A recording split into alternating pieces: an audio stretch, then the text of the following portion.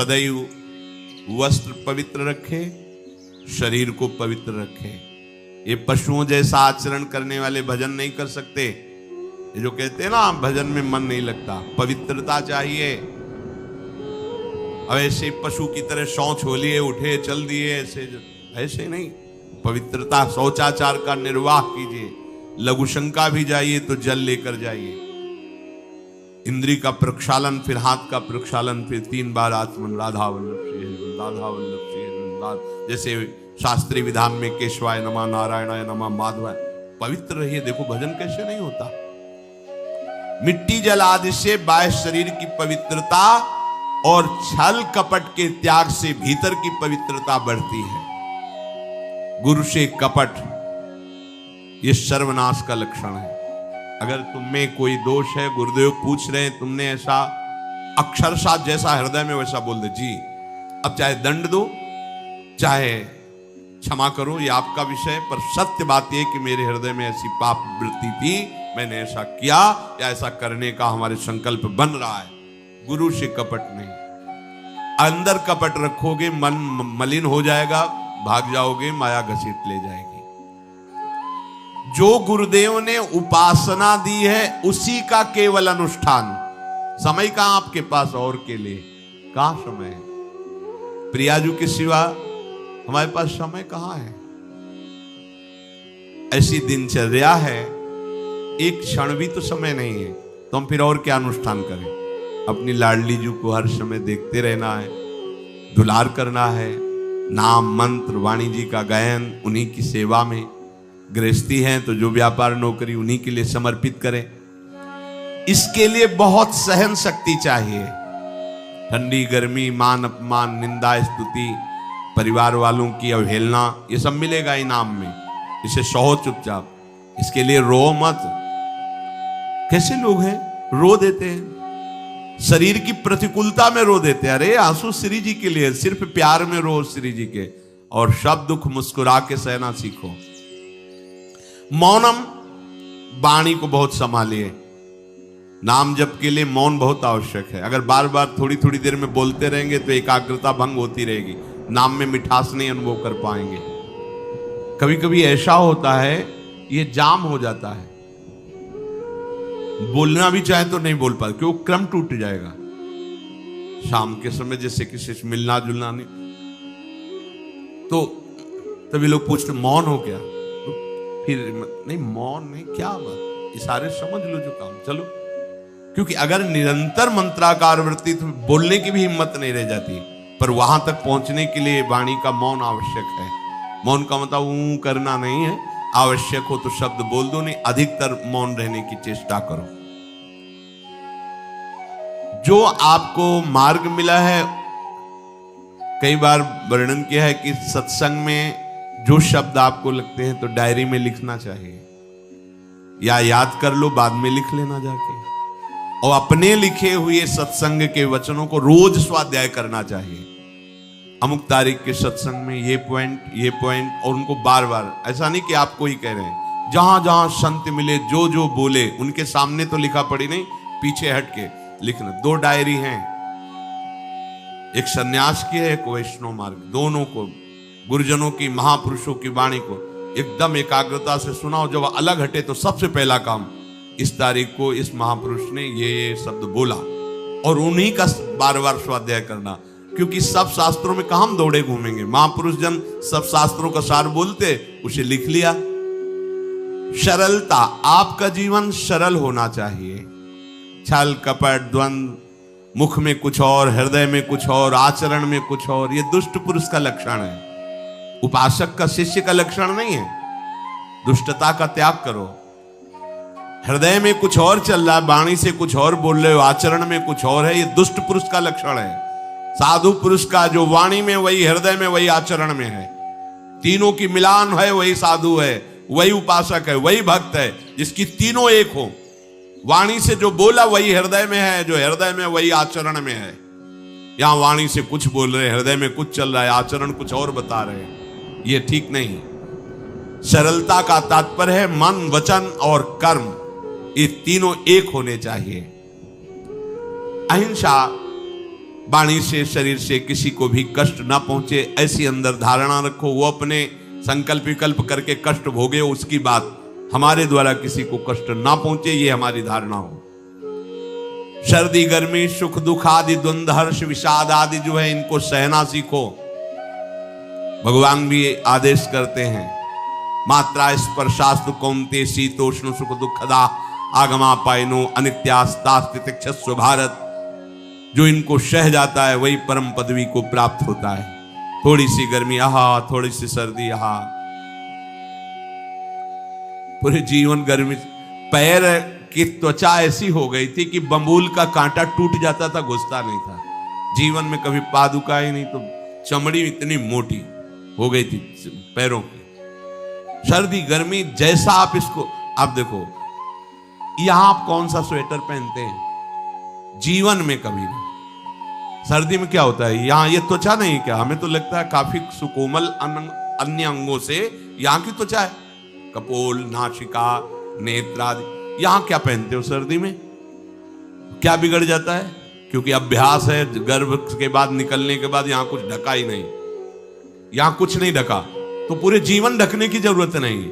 और अगर पूरे अंगों में न ढका होता तो पूरे जीवन ढकने की जरूरत नहीं। जो जंगल में दिगंबर महापुरुष रहते थे गंगा के किनारे, कितने, तो उनको क्योंकि अभ्यास, और हमने अभ्यास किया कपड़े लत्ते का, तो अभ्यास, हमने अभ्यास किया एसी रूम का, अभ्यास किया गीजर से नहाने का, वो अभ्यास किया तीनों काल गंगा स्नान, वो अभ्यास, कुछ फर्क नहीं पड़ा इस जड़ शरीर में।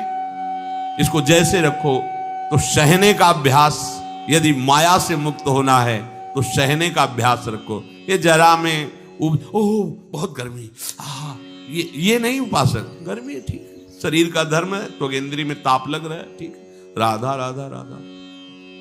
आप कहोगे प्रवचन करने से नहीं होता। कभी बिजली नहीं रखी दाम में, कटवा के रखे थे, बिल्कुल नहीं। जितनी देर होश रहा आंख का हाथ से पंखा कर लिया, नहीं तो राधा राधा राधा, जो मिला मांग के खाया, कुछ आसन पे ले। प्रवचन ही केवल नहीं रहे, अब तो जैसे जोई जोई प्यारो करे सोई मोहि भावे। नहीं, जानबूझ करके अपने शरीर को अधीन नहीं करना चाहिए। सुविधाओं की अधीनता, तुम भोगता नहीं, सुविधाएं तुम्हें भोग रही हैं। जितना तुम सुविधा भोगी बन जाओगे उतना तुम कमजोर हो जाओगे। सीधे प्रकृति का वार सहो, तुम महात्मा सुदृढ़ बलवान हो जाओगे। तुम्हारे आगे समर्थ शब्द लग जाएगा। जो प्रकृति के और विकारों के वेगों को सीधे सहता है उसे महात्मा कहते हैं। समहात्मा सुदुर्लभा यम ही न व्यथयन्ते पुरुषम पुरुषर्षभ सुख दुख समा। जिसका सुख दुख समान भाव, किसी भी वेग की व्यथा से हृदय व्याकुल नहीं होता, वो भगवान को प्राप्त करने का अधिकार प्राप्त कर लेता है। इसलिए सहनशीलता। सर्वत्रात्मनेश्वरान वीक्षाम कैवल्य मनिकेतताम विवक्त चीर वसनम संतोषम एन केनचित। ये ध्यान रखो कि तुम कभी प्रभु से अलग नहीं हो। सर्वत्र भगवान है तो यहां भी है, सब समय में है तो इस समय में भी है, सब में है तो हम में भी है, सबके हैं तो हमारे भी हैं। हम कभी भी प्रभु से बिलग नहीं हो। एकांत सेवन तुम्हारा स्वभाव बन जाना चाहिए। चाहे जो हो, थोड़े समय के लिए तो एकांत बैठो। एकांत मिला तो मोबाइल का संग कर लिया, एकांत मिला तो मित्र बना लिए, बैठ के प्रपंच वार्ता कर रहे हो। नहीं, अगर भगवत प्राप्ति करनी, माया मुक्त होना है तो एकांत एकांत ही होना चाहिए। भले 100 लोग हैं, हमारा किसी से कोई संबंध नहीं, और हम बैठे हैं अपने आराध्य देव के चिंतन में, हम एकांत हैं। और गुफा में बैठे हैं, शरीर एकांत है, मन से चिंतन संसार का हो रहा है, प्रपंच में है, एकांत में नहीं है। एकांत शब्द का अर्थ समझना चाहिए। हम एकांत को सीधे गुफा या कहीं एकांत, ऐसे एकांत का अर्थ है एक के सिवा दूसरा कोई नहीं, अर्थात एकमात्र भगवत चिंतन में डूबा हुआ उपासक। बाजार में बैठा हुआ भी एकांत है, सभा में बैठा हुआ एकांत है, और प्रपंच का चिंतन करने वाला बंद कमरे में भी प्रपंची है, गुफा में भी प्रपंची है। जहां आप रह रहे हो उसे ये मेरा घर है ऐसी भावना का त्याग कर दे। अनिकेत ये भगवान का दिया हुआ वास स्थान है। कुछ समय के लिए इसमें शरीर निर्वाह कर रहे हैं, ये भी छूटेगा और ये भी छूटेगा। जैसे स्टेशन में बैठा आदमी आराम से, पर वो बैठा इंतजार कर रहा है कि कब हमारी गाड़ी आवे और उस पर हम यात्रा करें। बस ऐसा ही कुछ स्टेशन जैसा विश्राम है। कब मृत्यु आवे, शरीर छूटे, हम प्रिया प्रीतम को प्राप्त हो। ये न मेरा था, न मेरा है, न मेरा रहेगा। ये न मेरा था, न मेरा है, न मेरा रहेगा। गृहस्थ हो तो पवित्र वस्त्र पहने, और त्यागी हो तो जैसे मिल जाए भगवत कृपा से वैसे वस्त्र पहने। प्रारब्ध के अनुसार तुम्हें जैसी व्यवस्था मिली उसमें संतोष करना सीखो, मांग मत रखो। प्रभु की प्राप्ति के लिए खास बात ध्यान रखनी है, अपनी उपासना में दृढ़ श्रद्धा रखो और सर्वश्रेष्ठ भाव रखो, पर दूसरे किसी की भी निंदा न करो। अगर किसी की भी निंदा करोगे तो फिर माया तुम्हें मुक्त होने नहीं देगी। मन को, वाणी को, शरीर को संयम में रखो, अर्थात भगवत भजन, भगवत वार्ता और मौन। मन का संकल्प विकल्प रहित होना, विषयों का चिंतन न करना, प्रभु के रूप का, नाम का, धाम का, लीलाओं का चिंतन करना। शरीर का शास्त्र संयम से वर्ताव करना। अब माया मुक्त होते चले जाओगे। इनमें किसी में भी त्रुटि ना हो, सावधानी रखो। अपनी इंद्रियों को सावधान रखो, किसी के दोष न देखने पावे। कोई गलत चेष्टा देखेंगे तो ये भी गलत करने के लिए तैयार हो जाएंगे।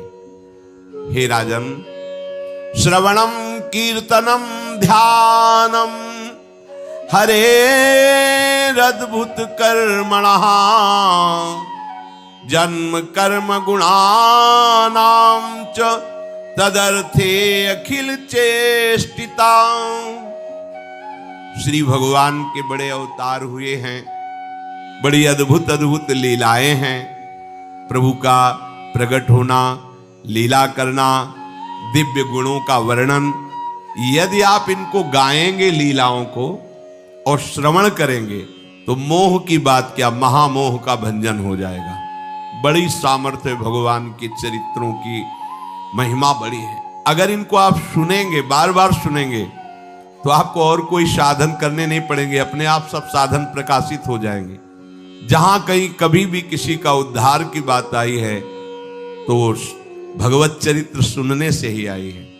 शरणागति श्रवण से ही प्रारंभ होती है, भक्ति भी श्रवण से ही प्रारंभ होती है, पूर्णता भी श्रवण से ही होती है। श्रवण सुजस सुनी आयऊ, और श्रवणम कीर्तनम स्मरणम। पहला श्रवण, खूब भगवत चर्चा सुनने का स्वभाव बना लेना चाहिए। पर देखा जाता है कि 20 वर्ष भगवत चर्चा सुनने पर रंग नहीं आता, क्योंकि ये तो बना लिया स्वभाव कि जहां भी कथा हो रही सुन रहे, और बाद में निकले तो बख्शते वो किसी को नहीं, सबकी निंदा करते हैं। बस किसी एक की प्रशंसा, एक की निंदा, तुम्हारा सारा का सारा सत्संग बेकार हो गया। अगर सत्संग को सुरक्षित रखना है तो ना किसी की स्तुति, ना किसी की निंदा, जो सुना है उसको अपने जीवन में मनन करते हुए उतारे। प्रभु की लीलाओं का श्रवण और प्रभु के नाम का कीर्तन और प्रभु के रूप का ध्यान, ये 3 बातें बहुत जल्दी भगवत प्रेम प्रकट कर देती हैं। ये 3 बातें बहुत जल्दी भगवत प्रेम प्रकट कर देती हैं। प्रभु के अवतार लीला चरित्रों का खूब गायन करे, खूब श्रवण करे। भगवान की अवतार लीलाएं भी हैं और प्रभु की प्रेममय निकुंज लीलाएं भी हैं। तो अगर आपका निकुंज लीला में प्रवेश नहीं है तो प्रथम सुने भागवत, भक्त मुख भगवत वाणी। भगवान के अवतारों का, भगवान की अवतार लीलाओं का श्रीमद् भागवत में खूब बढ़िया वर्णन है। पढ़ो, सुनो, क्या होगा इससे? मोह का नाश हो जाएगा। दूसरी बात, नाम कीर्तन, ये तो महान अमृत है। बिल्कुल विश्वास कर लो, नाम कीर्तन अमृत है। ताली बजा के, मंजीरा बजा के, ढोल बजा करके, नाच करके, जैसे बने, अकेले 4 लोग जैसे बने, नाम संकीर्तनम यस्य सर्व पाप प्रणाशनम। देखो, भगवत चर्चा ने महामोह का नाश कर दिया और भगवान नाम कीर्तन ने सब पापों का नाश कर दिया। नाम संकीर्तनम यस्य सर्व पाप, सर्व पीछे बीच में जो भी जमा संचित कृप सब को भस्म करने की सामर्थ्य नाम कीर्तन। ये जो राधा राधा आप बोलते हैं, बहुत अमृत है, बहुत अमृत। और प्रभु के रूप का ध्यान, ये 3 बातें बहुत जल्दी माया मुक्त कर देंगे, आपको भगवत प्राप्ति करा देंगे। प्रभु के रूप के ध्यान के लिए ही दिव्य श्यामा श्याम ने बिहारी जी का रूप धारण किया। ये किसी मूर्तिकार की रचना नहीं है। श्री राधा रमण जी सरकार, राधा वल्लभ लाल जी महाराज, श्री बांके बिहारी लाल जी महाराज, ये साक्षात प्रगट ठाकुर है। प्रिया प्रीतम हमारी दृष्टि में सामर्थ्य नहीं कि देख सके, वो तो हरिवंश नेत्रों से देखे जाते हैं। निकष कुंज ठाड़े भये भुजा परस्पर अंश, श्री राधा वल्लभ मुख कमल निरख नयन हरिवंश। हरिवंश नेत्र प्रकट हो जाएंगे, आश्रित जन हो चिंता की बात नहीं। पर ये जो रूप प्रकट है, इसके ध्यान में तो तुम्हें कोई श्रम नहीं करना। बिहारी जी महाराज, राधा वल्लभ जी महाराज, राधा रमण जी महाराज, भर नेत्र देखो और अपने नेत्र के कैमरा से खींच लो फोटो। अब आप फिर इधर देखो, उधर वैसे ही खड़े नजर आ रहे हैं, वैसे मुस्कुराते हुए दिखाई दे हर समय। और ये आदेश कर रहे हैं हरिवंश महाप्रभु, सब सोहित निष्काम मति, श्री वृंदावन विश्राम, श्री राधा वल्लभ लाल को हृदय ध्यान मुख नाम। राधा वल्लभ लाल का ध्यान करो और राधा वल्लभ श्री हरिवंश बोलो तो तुम्हारी मति निष्काम हो जाएगी, तुम्हें अखंड वृंदावन वास मिल जाएगा। प्यारे जी तुम्हें प्यारे लगने लगेंगे। ये 3 बातें आपको निश्चित भगवत प्राप्ति करा देंगे। इष्टम दत्तम तपोजप्तम वृत्तम यच्चात्मनः प्रियम, दारान श्रुतान गृहान प्राणान यत् परस्मै निवेदनम। जो भी तुम्हारे द्वारा यज्ञ दान तप अथवा जप सदाचार, ये सब प्रभु को अर्पित कर दो, अविनाशी हो जाएगा। प्रभु को अर्पित कर दो जो भी तुम्हारे द्वारा होता है। हे प्रियालाल, आपकी प्रसन्नता के लिए। फिर दोबारा कह रहे हैं, स्त्री पुत्र घर जीवन और अपने प्राणों का मोह त्याग करके, प्राणों का मोह त्याग करके। यहां पूरा समाज वैसे ही सब बैठा है हृदय में। देखो, जिस मार्ग में चलना उसे समझो। अंदर से केवल प्रिया प्रीतम में ही हमारी अहमता ममता होनी चाहिए। प्रभु सच्चिदानंद श्री कृष्ण चंद्र जी को अपना प्राण प्रीतम मानने के लिए ये जितनी जगह आप अपनापन किए हैं समेटना पड़ेगा। सबकी ममता ताग बटोरी, मम पद मन ही बांध बरडोरी। लाडली लाल के लाडले तो कोई बिरले दिखाई देते हैं, प्रिया प्रीतम के जन तो कोई बिरले दिखाई देते हैं। नहीं धन बल, परिवार बल, बुद्धि बल वही घसर करके चले जाते हैं। अरे यहां तप बल भी काम नहीं करता, और बल तो जाने। यहां हारे को हरे नाम, हार गए, गले पड़ गए। गले पड़ जाओ, बढ़िया, इसी जन्म में कल्याण हो जाएगा। गले पड़ जाने का मतलब, जैसे कोई गले पड़ रहा हो तो उसका मतलब समझते हो, मारो पीटो गाली दो भगाओ, नहीं मारो, वो गले पड़ गए। बोले आप क्या करें, गले ही पड़ गए, आप क्या करें। ऐसे ही पूज्य श्री स्वामी राम सुखदास जी महाराज कहते, श्री कृष्ण के गले पड़ जाओ भैया, इसी जन्म में तुम्हारा कल्याण हो। भगवान के गले पड़ जाओ। गले आप तो जैसे भी हैं आपके हैं, तो हम खूब अल्लाह मचा कहेंगे कि राधा वल्लभ लाल के, तुम्हें अपनी इज्जत बचा ली तो सुधार लो हमें, समझ गए। ये गले पड़ला, हाउ कहावत, लंबा तिलक लगाएंगे और जय राधा वल्लभ लाल की बोलेंगे। और आपके लायक तो हम हैं नहीं, अब आपको अपने लायक बनाना कि आपका दास कैसा होता है, तो आपको बनाने के लिए कोई मशीन की जरूरत नहीं, आप ऐसे बना दोगे, बना देना। अब आपके गले पड़ गए, आप ही हमारी इज्जत हो, आप ही हमारे जीवन हो, अपनी इज्जत संभालनी हो तो हमें संभाल लेना। वो संभाल लेते हैं, वो मच्छर को ब्रह्मा बना देते हैं, घोर पापी को ब्रह्म ऋषि बना देते हैं, उनके लिए कोई दुर्लभ बात नहीं। पर जब तक अहंकार है तब तक उनकी तरफ से ये प्रोसेस शुरू नहीं होता। जब हार गया और गले पड़ गए, फिर वो बड़े बड़े महात्माओं के द्वारा भी बंदनी हो जाते हैं। यदि इसी जन्म में भगवत प्राप्ति करनी है तो ये काम तो आपको बड़ी जल्दी कर लेना है। जहां जहां हमारी ममता है उसे प्रभु के चरणों में लगानी ही पड़ेगी। चूक करोगे, वही ममता की डोर मन को घसीट लेगी और अगले जन्म का विधान बना देगी। यदि आपको इसी जन्म में भगवत प्राप्ति करनी है तो सबकी ममता ताग बटोरी, मम पद मन ही बांध बरडोरी। एवं कृष्णात्मनाथेषु मनुष्येषु च सौहृदम परिचर्यां चोभयत्र महत्सु नृषु साधुषु। और ये सब सहजता पूर्वक तब हो जाएगा जब किसी संत महापुरुष का आश्रय ले लोगे। जिन संत महापुरुषों ने अपने समर्पण के प्रभाव से, भजन के प्रभाव से सच्चिदानंद भगवान श्री कृष्ण को अपनी आत्मा के रूप में साक्षात्कार कर लिया है, यदि उनसे प्रेम हो जाए, संतों से प्रेम होना संतों से बड़ा कठिन है। अभी कोई मुस्कुरा के तुमसे कह दे कि कई दिनों से हम तुम्हें देख रहे थे या देख रही थी, बस तुम्हारे मन को कोई निग्रह विग्रह करने की जरूरत नहीं, वो घसीट जाएगा। वो बड़े भाग्यशाली हैं जिन्होंने संतों से प्रेम किया। यहां कह रहे हैं ये जितनी बातें बताई गई, दया, तितिक्षा, मौन, मनोनिग्रह, इंद्रिय निग्रह, परिवार की ममता का त्याग, भगवान से अपनापन, भागवत धर्म का प्रादुर्भाव होना, ये एक साथ सब हो जाएंगे।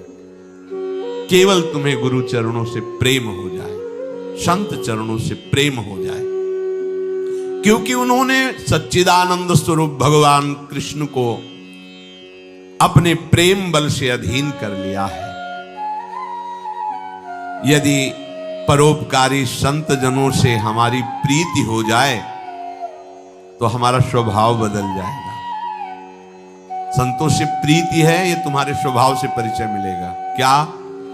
परस्परानुकथनम पावनम भगवद्यशः मिथो रतिर्मिथस्तुष्टिर निवृत्तिर्मिथ आत्मनः। जब संतों से प्रेम हो जाता है तो स्वभाव बन जाता है क्या? भगवत चर्चा करने का। अपने लोग जब नई अवस्था में तो भिक्षा के लिए चले और आगे संत मिल गए, 2-2, 3-3 घंटे धूप में खड़े भगवत चर्चा हो, नीचे धूल जल रही, ऊपर से सूर्य ताप है और खड़े 2-2, 3-3 घंटे चर्चा हो। शाम की किसी बात पर छिड़ गई तो ये शास्त्र 12-1 रात्रि के बज रहे, वो प्रसंग पूरा और उसका निर्णय, रात दिन उसी की चर्चा। स्वभाव बदल जाएगा, कुछ और अच्छा नहीं लगेगा। परस्परानुकथनम पावनम भगवद्यशः, परम पवित्र करने वाले भगवान की बातें वो परस्पर करने लगते हैं। यदि संतों से प्रेम नहीं तो जहां दो मिलेंगे वहां संसार की वार्ता होगी। संत प्रेमी जब मिलेगा तो भगवत चर्चा होगी। ये पहचान है परस्परानुकथनम पावनम भगवद्यशः। आपस में इकट्ठे होकर नाम कीर्तन करना, भगवत चर्चा करना। पर मिथोरतिर, जो प्रपंची लोग हैं उनसे उनका संबंध नहीं होता। मिथस्तुष्टि, जो भोगी लोग भोगों में सुख प्राप्त करते हैं, उपासकों को उसमें नहीं। जब भगवत चर्चा होती तो ऐसी तृप्ति होती, 1 घंटा चर्चा हुई, आनंद मगन हो गए, आहा आज हमें प्रभु का यश सुनने को मिला, आज भगवत भक्त का संग, हृदय पावन होने लगता है। आध्यात्मिक शांति का अनुभव उन्हीं उपासकों को होता है जो प्रपंच वार्ता न करके परस्परानुकथनम पावनम भगवद्यशा स्मरन्तः स्मारयन्तश्च मिथौघौघहरं हरिं भक्त्या संजातया भक्त्या बिभ्रत्युत्पुलकां तनुम्। अब वो जो संत प्रेमी उपासकों ने ये व्रत ले लिया कि प्रपंच चर्चा नहीं करेंगे, केवल भगवत चर्चा करेंगे, तो अब क्या हुआ? बोले राशि राशि पापों का नाश हो गया उनके। आहा, वो ऐसे श्री कृष्ण स्मरण में रम गए, दूसरों को श्री कृष्ण स्मरण कराना, स्वयं स्मरण में रमना। अब उनके हृदय में प्रभु से प्रेम का उदय हो गया। अब उनके हृदय में जब प्रेम उदय हुआ तो क्वचित रुदन्त्यच्युत चिंतया क्वचित दशन्ति नंदन्ति वदन्त्यलौकिकाः नृत्यन्ति गायत्यनुशीलयन्त्यजम् भवन्ति तूष्णीं परमेत्य निर्वृताः। उनके हृदय की विलक्षण दशा होने लगी। वो कभी ऐसी घोर चिंता में डूब गए कि इतना समय हो गया, अभी प्रियाजू का दर्शन नहीं हुआ, प्रियाजू हमसे बात नहीं किए। चिल्ला चिल्ला के रोना शुरू, शुद्ध नहीं मैं कौन हूं, कहां बैठा हूं, ऐसे ये प्रेम उदय हुआ। अब वो चिल्ला चिल्ला के रोना शुरू कर दे। हाय मैं किसके पास जाऊं, किससे पूछूं, कौन मुझे प्रियालाल से मिलाए, बस तड़पना शुरू। सोचते सोचते ऐसा रोना, बेशुद्ध स्थिति। उसी में देखते हैं अरे प्रियालाल तो गलबैया दिए हुए जा रहे हैं। बस ऐसा स्फुरण हुआ कि वो आनंद मगन हो गए, एकदम मन प्रसन्न, तन प्रसन्न। अभी शोकित थे, अभी आनंदित हो गए। और वो इतने आनंद मगन हुए कि लोकातीत होकर बात करने लगे प्रिया जी से। कोई है नहीं सामने, दिखाई नहीं दे रहा अन्य को, लेकिन उनके सामने प्रियालाल उनसे बात कर रहे हैं। सुना सुना करके सुंदर सुंदर पदों का गायन कर रहे हैं, राग आलाप रहे हैं। और राग में कभी ऊंचा नीचा स्वर की बात नहीं है प्रियालाल की। फिर इतने आनंद में भर गए कि नाचने लगे, झूम झूम करके नाच रहे। लोगों को लग रहा है कोई है नहीं सामने, कैसे ना, ओ प्रियालाल सामने। प्रियालाल को देख रहे, प्रियालाल को पद सुना रहे, प्रियालाल के सामने नाच रहे। और कभी कभी अरे वो तो हमें छोड़कर चले गए, फिर चिल्लाकर रोने लगते हैं, खोजने लगते हैं। कभी कभी अरे वो तो मुझे हृदय से लगाए हुए, एकदम शांत समाधिस्थ। ऐसी भाव दशाएं उसकी होने लगती है। तो जो इस प्रकार गुरु की शरण होकर उनकी आज्ञा पालन करते हुए, संत जनों से प्रीति रखते हुए, परस्पर भगवत चर्चा करते हुए, नाम कीर्तन करते हुए, भगवत रूप का ध्यान करते हुए, प्रतिपल प्रभु का चिंतन करते हैं, उनको इस दुरंत माया से पार होने के लिए कोई कठिनता नहीं, वो सहज में पार हो जाते। और पार ही होना है, दूसरा कोई सूत्र नहीं है हमारे पास। कोई अब मंगल का रास्ता नहीं रह गया। ऐसी आग में जलना, जीते जी जल रहे काम क्रोध की आग में, मरते समय मृत्यु, बार बार जन्म मरण, फिर प्रलय, फिर महाप्रलय, फिर जन्म मरण, कब तक चलता रहेगा? अब तो मनुष्य जन्म मिला है, वृंदावन मिल गया है, रसिकों का संग मिल गया, अब तो जीत जाओ बाजी। नहीं तो ध्रुवदास जी कहते हैं बार बार तो बनत नहीं, या संजोग अनूप, मानुष तन वृंदा विपिन, रसिकन संग विविरूप, अत्यंत उदार करुणा वरुणालय, स्वामिनी की चरणाश्रय, निरंतर नाम जप, चूको मत, लक्ष्य बना लो। इसी जन्म में हमें भगवत प्राप्ति करनी है, ये दृढ़ निश्चय कर लो। आप कोई दूसरी बात नहीं, मुझे इसी जन्म में भगवत प्राप्त करनी ही है, कोई दूसरा रास्ता नहीं है बचने का। बस दूसरा रास्ता रखोगे तो मन फिर फंसा देगा। बस भगवत प्राप्ति करनी, फिर चाहे जैसे बर्ताव करवाओ, प्रभु आप जानो, एक बार हमसे मिलो, एक बार हमें इन द्वंद्वों से मुक्त करो, एक बार इन विकारों की जलन से मुझे ऊपर उठाओ, ये जन्म मरण का चक्र एक बार मिटाओ नाथ, फिर जैसा चाहो वैसा खेलो, ऐसा निश्चय करो। श्री राधा वल्लभ लाल की।